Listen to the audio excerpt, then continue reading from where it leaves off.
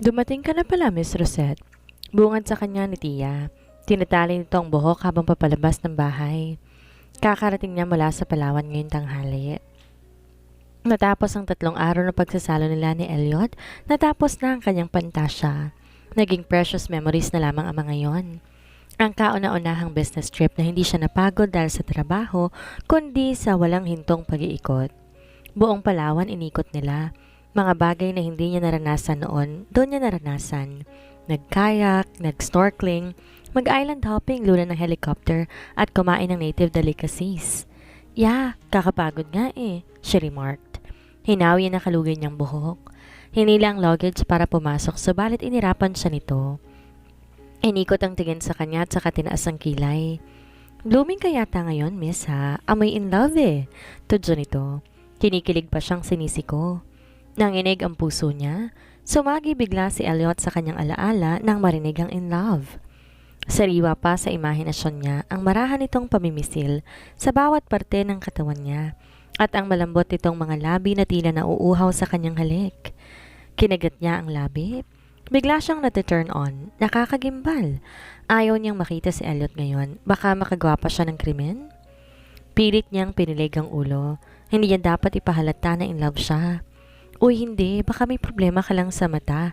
Sige, magpapahinga muna ako kaila niya. Iniwan niyang nakangiwi si Tia. Pakaswal na pumasok ng bahay. Sinusuklay niya ang buhok nang tumunog ang cellphone niya. Sinabayan pa niya ng kanta ang ringtone. Umalis siya sa harap ng salamin para damputin yon sa kanyang kama. Rainier? Usal niya na makita ang pangalan nito sa screen. Ano kayang problema ng Hudyo? Matagal-tagal siyang hindi nito pinansin. Ginawa niyang loudspeaker para ituloy ang pagbibraid ng buhok. What is it, Rainier? And you doing some prank? Rosette Valentino? May umaapay na apoy sa boses nito. Nagtataka siya. Bigladong nagagalit, hindi niya alam ang rason. What do you mean? Namamaos niyang tanong. Bumuga ng hangin ang kausap sa kabilang linya. Huwag mo akong gaguhin. I saw you together with Elliot and holy shit! Napahinto ito. You're kissing him! Nangangatal siyang tinutop ang bibig. Umiinit ang mga matang tiningnan ang cellphone. Is she really dead? Paano nito nalaman? May nagsaspiya ba sa kanya? Katapusan na niya talaga. Bumayo na malakas ang kanyang dibdib. Hindi siya naniniwala. Hindi ito totoo. Where the hell are you, Rosette? Don't fool me around like a jerk, you asshole. Umuwi ka na dito at tatapusin na natin ang engagement. How dare you seduce Elliot and use me? Kinakapos na siya ng hininga. Hinawakan niyang sumisikip na dibdib. Mariing kinakagat ang mga labi habang dumadaloy sa pisngi niyang mainit na likido mula sa kanyang mga mata. Tila tinangay siya ng malaking ipo-ipo. Wala siyang kawala kundi harapin ito. Umatras siya, pasalampak na naupo sa malamig na semento. She can't speak. Naging blanko ang kanyang isipan. Hindi alam kung paano ipaliliwanag. Patuloy sa pagbumura si Rainier sa kabilang linya. Natutunaw siya sa kanyang posisyon. Hindi mawawakasan ng pagkagulol. Habol ang hininga niyang napadilat ang mga mata. Bumangon siya. Pawisan ang noo at malagkit ang kanyang katawan. Tiningnan niya ang sarili. Suot niya pa rin ang damit mula sa airport kanina. Ano? Nakatulog siya. Ang huling alaala niya ay nakaupo siya sa sahig, umiiyak, matapos siyang marahin ni Rainier dahil nalaman itong totoo. Tinutop niya ang sarili pero ginulo siya nang tumunog ang kanyang cellphone. Dinampot yun at tiningnan muna ang screen. Si Elliot, bakit kaya? Pinatay niya ang tawag nito at saka natatarantang tiningnan ang log calls. Didiscoverin niya kung tumawag ba si Rainier sa kanya. Nabigo siya na hindi makita ang pangalan nito. Aba, pawang panaginip lamang yun. Bakit ganon? Wina-warningan siya sa panaginip niya. Ganon na ba siya kasama? Kahit alam niyang mali ang umibig dito, ay itinuloy niya pa rin. Tumunog ulit ang cellphone. Sinapak niya ang sarili sa hindi pagsagot ng tawag nito kanina. Baby, what happened? Bakit mo pinatay ang call ko? Malambing nitong tanong. Walang bahid ng inis sa tono. Nakahinga siya. Sorry, nagkamali ako. Bakit ka napatawag? Natataranta niyang turan. Para kumustahin ka. Nakatulog ka ba? Ingatan mong sarili mo. Oo naman. Pagdating ko, natulog ka agad ako. Bukas wag kang papasok. Ibibigay ko sa yung araw na yan as day off. Nangayayat ka ng 5 araw. Kailangan mong bumawi para magawa mo ang trabaho rito. Paniner mo nito sa mga otoridad na tono. Nalaglag ang panga niya. It's your fault kaya ako napagod ng husto. Panunumbat niya. Hindi siya natinag sa pagiging maotoridad nito. Sige, magpapahinga muna ako. Salamat sa pag-alala. Wala bang kiss dyan? Biro nito pero may inis sa dulo ng tono. Kiss mong mukha mo. Sige na, bye-bye. Pinatay niya kagad ang cellphone bago pa ito makareact. Kabado siyang tinignan ang sarili sa refleksyon ng salamin. Shame on you, Rosette. You are so disgustingly filthy seductress. Panunumbat niya sa sarili. Nilapag niya ang cellphone sa vanity cabinet saka tumayo. Kinamot ang nakalugay na buhok at pumasok ng banyo. Tatanggalin niya muna sa isipan ang masamang pangitain. Ate, don't waste my coffee. Have pity on me. Bulalas ni Rosario. Nangungusap ang mga mata nitong huwag niyang sayangin ang binibenta nito. Napapitlag siya at binigay ang hawak ng plastic cup. Sorry, anas niya. Nagsa-space out pa rin. Lumiligalig sa kanya ang panaginip kahapon. Di niya mabura sa isipan ang posibleng mangyari sa kanya kapag matuklasan na rin niya ang totoo. Katapusan na maliligayang araw niya. You're weird today. Is there something wrong that happened to your undercover job? O sisa nito. Wala, Rosario. Don't worry. Tanggi niya. Kinuha niya ang basahan matapos makita ang maraming lamesa na iniwan ng customer. Pero nababahala pa rin ako sa'yo. Alam kong may tinatago kang problema at hindi yun madali. Seryosong wika nito. Hinarang siya, impit na tiningnan sa mata. Magsabi ka ng totoo. Huwag mo akong isali sa problema mo. Marami ka ng problema. Asik niya. Mabilis niyang iniwan para linisin ang lamesa. Pinupunasan niya ang lamesa nang maramdaman na may aninong nakatayo sa likod niya. Tumigil siya para lingunin ito. Juliet? Natural lang wika niya. Ngumiti ito. Can we talk for a while? Tumango siya, subalit walang salitang lumabas sa bibig niya. But we can talk about it here. Let's go somewhere else. Suhestyon ito. Kinuhang kamay niya at hinila siya palabas. Natagpuan niya ang sarili. Kumakain ng chicharong bulaklak habang naglalakad sa sidewalk. Kumakain naman ng mansana sa Juliet. Nasa bulsa ang kanang kamay nito. Tumitingkad ang maladyosa nitong tindig. Mas matangkad to sa kanya dahil sa suot nitong puting stiletto. How are you, Rosette? Panimula nito. Nanliit ang mga mata nang tiningnan siya. Tumigil siya sa pangunguya ng chicharon. Nilunok muna bago sumagot. I'm in trouble, Juliet. Nakikipagrelasyon ako kay Elliot na hindi iniisip ang mangyayari. Kumibot ang dulo ng labi nito. Inikot-ikot ang apple sa kamay. Bumuga ng hangin bago to bumaling sa kanya. Congratulations! Masaya akong may girlfriend ng kaibigan ko. Malapad ang ngiti nitong saad, saka tinapik ang balikat niya. Don't worry, as soon as possible, I will tell him about your real identity. Salamat pero natatakot pa rin ako. Nakayoko niyang tugon. Nawalan siya ng ganang kumain. Binaba ang hawak na chicharon. Maiintindihan ka ni Elliot. At kung mahal ka talaga niya, tatanggapin niyang katotohanan. I also felt sorry for doing this, you know. But it's also a blessing because you arrived at Elliot's life and defrost his cold heart. Alam mo bang never pa yung nagka-girlfriend? You are the first, kaya't alagaan mo siya. Her heart skipped a beat. Pareho pala sila ng lalaking mahal niya. Talaga bang pinagtagpo sila? Umusbong ang ngiti sa labi niya na puno ng pag-asa. Matapos noon, masaya silang nag-usap tungkol kay Elliot. Maraming bagong bagay siyang nalaman tungkol sa binata. Hindi lang pala pagpapalipad ng helicopter ang alam nito. Mahilig din tong mag-mountain climbing. Huminto siya sa pagtawa nang pumasok sa isip niya ang love life nito. Juliet, kamusta naman kayo ni Magnus? O sisa niya. Lumungkot ang mapupungay nitong mga mata. Tinapon sa basurahan ang natitirang mansanas bago siya tiningnan muli. I am letting him go. She trailed off. Tinutop ang dibdib.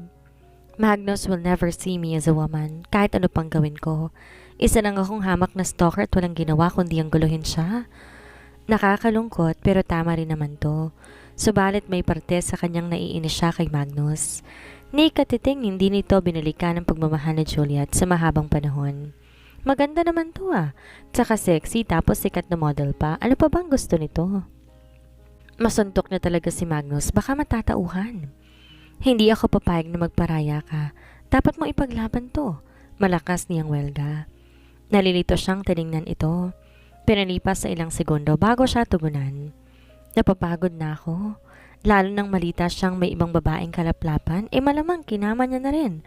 Alam mo bang tinangka ko one time na ikama niya ako pero shit, siya pang unang umayaw. I really got humiliated that time and I don't want to repeat that. I've had enough. Bahala siyang mambabae. Umuso siya. Binalik ang sarili sa pagkain ng chicharon. Kapag makita ko si Magnus, susuntukin ko talagang mukha niya. Wala akong pake kung gwapo man siya. Aniya habang umunguya. Kalimutan mo na siya. Huwag mo nang patulan kasi magsasayang ka lang ng oras mo. Tsaka okay na ako ngayon. Mag-focus muna ako sa career ko. Pumesto siya sa harap nito. Paatras na lumakad at patuloy lang kain ng chicharon. I hope you'll find someone who deserve your love and care for you. Pinakawala ng labi nito ang isang ngiti. Halik na puno ng bagong pag-asa. I hope so. Pero need ko muna ng kaibigan na kagaya mo. Binalik niya ang sarili sa gilid nito. Kinain ng huling piraso at saka nilaki pa ng ngiti. Sureness, nandito lang ako palagi para sa'yo. Kinindutan niya ito. Hindi mapawat si Juliet at niyakap siya na mahigpit. Pagkatapos kay Christina, ito ang susunod niyang naging kaibigan. Umaasa siyang matapat ito. Saglit niyang nalimutan ng pag-ibig tsaka ang nangyari sa kanila ni Elliot. Ngayon, natagpuan niya ang sariling nakaupo sa kandungan ng nobyo. Nasa opisina sila. Nilak niyang pinto upang di sila mahuli. Hinalikan nito ang kanyang buhok. Inaamoy ang mahalimuyak niyang pabango. I really miss you, baby. Pwede ba kitang suluhin ngayon? Nangatal siya. What's the meaning of this? Umuusok ang ilong ni Marguerite na itinapon ng ilang pictures sa kanyang working desk. Hindi siya kumibo o inabala ang sarili para angatan ito ng ulo. He continued his work as if nothing had happened. Naiinis siya kasi umagang-umaga binubwisit siya ng kanyang ina. Elliot, answer me. Nanggagaliitin itong hiyaw. Kulang na lang ang apoy para tuluyan siyang masunog. Bumubuga ito na parang isang dragon. Hindi ako nagbibiro at lalong hindi ako natutuwa. Sagutin mo ako. Sabihin mong ditong dahilan sa bigla-bigla mong pagdedesisyon. He gritted his teeth. Huminto sa pagtitipa sa laptop. Sinulyapan niya ang mga larawan. It was the images of him and his secretary, Rose, entangled in each other's arm in a sunlit yacht. Their faces flashed with an unmistakable tenderness. Inarap niya ang kanyang ina. Kinokontrol ang umuusbong na galit. So, what's the big deal about this? Tanong niya sa blankong ekspresyon. Naninigas tong nakatayo sa opposite side ng kanyang working desk. Umaapaw sa galit at disbelief. Hindi na to bago sa kanya. Dadalawin lang siya nito tuwing galit o may gustong ipagawa sa kanya. He never looked at her passionate mother. Explain this, Elliot. Yumuyog-yog ang balikat nitong sigaw. His gaze was hard and unyielding as he leaned back his leather chair, suppressing a sigh. Tinanggi niya munang sagutin ito. Marami ng komprontasyon na napagdaanan nila sa kanakaraan at kilala niya ito. Ayon sa nandiliit nitong mga mata, wala itong balak pakawalan siya ng basta-basta. It's this way you annulled your engagement to Juliet? Marguerite demanded. Mataas ang tono ng bawat salita. Matinis ang nagagalit na boses. Sa babaeng ito? A mere secretary? Have you lost your mind? Tinuro nito ang pictures. Tell me, Elliot. Sa likod ng kanyang isip, tinatawanan niya ito. Ang lakas mang insulto ng ina kay Rose porket galing to sa mayamang pamilya. Ang baba ng tingin sa mga empleyado nila. Ang matapobre niyang ina hindi mapunan ng galit. Tsaka binaba niyang tingin sa mga larawan. Nakita niya si Rose ang kanyang mahal. Nililipad ng hangin ng itim nitong buhok. Kumikislap ang mapupungay na mata sa ilalim ng araw. Bahagyang nakauwang ang bibig at tila kalahating humahalakak. That day had been perfect. A moment stolen from the madness of his life. A rare glimpse of the happiness he never thought he'd find. Hindi siya nahihiya. Sa isang parte ng kanyang isipan, gusto niyang itapon ng mga pictures sa mukha ng mga chismoso at ideklara sa mundong pinipili niya si Rose Mendoza. It's true, Elliot said slowly, each word weighed with the finality of a verdict. Niligpit niya ang nakakarat na picture para isauli dito. Umiba ang anyo na itsura niya. Gumuhit ang di may paliwanag na galit. Rosette and I are together, dugtong niya. Mas malinaw sa ngayon. Nanginginig na kiniyom ni Marjorie ang mga kamay. Sa gilid niya, kinagat niya ang mga labing pulang-pula sa lipstick. Her expression abruptly turned from disbelief to disgust. Together? Asik nito. Together, you're a billionaire, Elliot. You could have anyone. Models, heiresses, anyone of status. And yet, you've chosen to debase yourself with a lowly secretary? Hindi siya umimig. Nakakasulasok niyang tinignan to ng diretso. Lumapit ito, nilibing ang mga perpektong kuko ng bagong manicure sa kanyang mahogany desk. What an embarrassment you've become. You've brought shame to this family over and over again. But this is the worst. Ramdam niya kung gaano to nababaliw. Halos naluluwa ang mga mata sa galit. Tumangis ang panga niya, siningkit ang mga mata at tinayuan ito. Enough! Aniya sa mababa at mapanganib na tinig, sabalit hindi ito natidag. Don't you dare speak to me like that, Elliot John Malyari. Bulyaw nito. Kumakalat ang pamumula sa mukha dahil sa galit. This woman is ruining you. She's a gold digger, a nobody, and I will not allow her to. You will not touch her? Mabangis niyang putol. Ginulat niya ito sa biglaan niyang pagtaas ng boses. Umikot siya mula sa kanyang lamesa para tingnan to ng diretso sa mga mata. Narinig mo ko? If you even think about interfering, if so, as much as look at the wrong to worry, you will have me as your enemy? Your enemy? Humina ang boses nito, nagniningning ang mga mata sa gulat. For her, you would go against your own mother for a... Yes, for her. Tahimik niyang amin sa malabakal na ekspresyon. Sandali silang tumahimik. Nanatili ang mga mata sa kanya ni Marjorie. Bahagyang nakaawang ang bibig na wari hindi makapaniwala sa narinig o malamang ayaw siyang paniwalaan. Ilang taon siyang kinokontrol nito. Lahat ng plano niya at lahat ng desisyon niya sa buhay. Dumating rin ang punto na napapagod siya. Oras na para sawayin ito. Ayaw na niyang sundin pa ito lalo na para kay Rose. He will choose the woman he loves and not the woman they want for him. He's not a toy or a puppet anymore. He is now a CEO. An adult who is free to do what he wants in life. Palagi niyo na lang akong kinokontrol. Patuloy niya. Hindi inaalis ang tingin dito. Lahat ng ginagawa ko dapat naaayon sa inyo. He also dictated whom I should marry, whom I should love. But now I wanted to know that Rose is mine. She is my choice, my life, and I will not let you take her from me. Kumunot ang mukha nito, nagmamatigas lalo. She is a whore, Elliot. A manipulative little whore. Sinaksak siya ng galit. Walang preno ang bunganga nito. Lakas ng loob para sabihin ang maduduming salitang yon. Siya ang babaeng mahal ko. Putol niya sa nanlilisik na ngayong mga mata. And if you tried to harm her, you lost your son forever. Minsan na rin itong sinabi na hindi nito siya kikilalaning anak.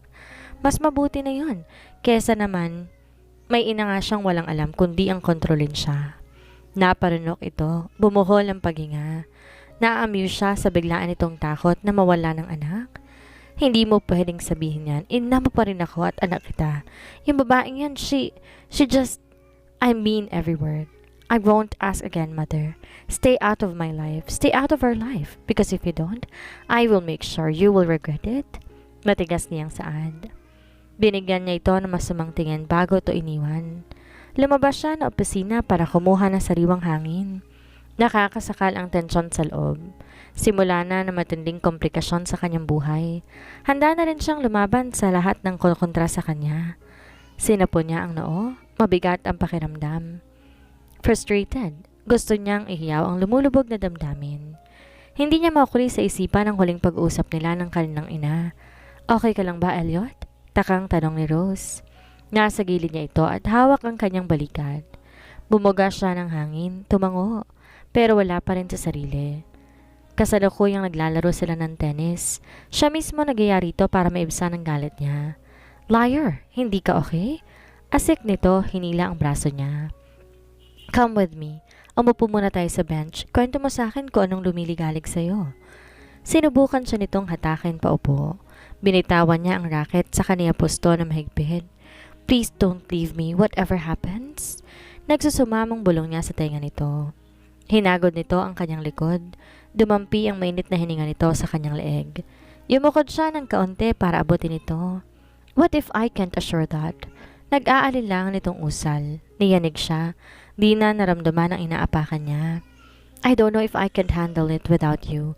Ikaw na lang natitirang may pangunawa sa akin, Rose. Dahil sa iyo'y nagawa kong suway ng pamilya ko, so please wag mo akong iiwan. Nangingilid ang luha niyang saad sa senserong tono. Walang-wala na siya, kaya binibigyan niya sa dalaga ang buong tiwala.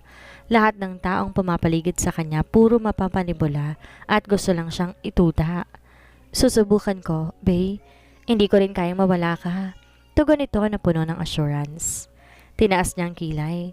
May bagong salita tong tinawag sa kanya. Kumala siya upang tingnan to sa mata. Bay? Puna niya. Kumikislap ang naguguluhang mga mata. Gumuhit ang maliit ng ngiti nito sa labi. Tumingin sa ibang direksyon, saka binalik sa kanya. Yon ang naririnig kong tawag ng mga pinsan ko sa mga asawa nila. Nakuitan kasi ako kaya yun din ang itatawag ko sa'yo. Okay lang ba? Naglaho ang damdaming bumibigat sa kanyang dibdib. Kahit papano marunong itong halahin siya pataas. Pinisil niya ang magkabilang pisngi nito. I love you. To the moon and back, Bay.